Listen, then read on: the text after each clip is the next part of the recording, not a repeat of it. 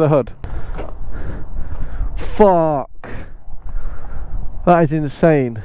So it's an RB25 with RB26 covers, yeah?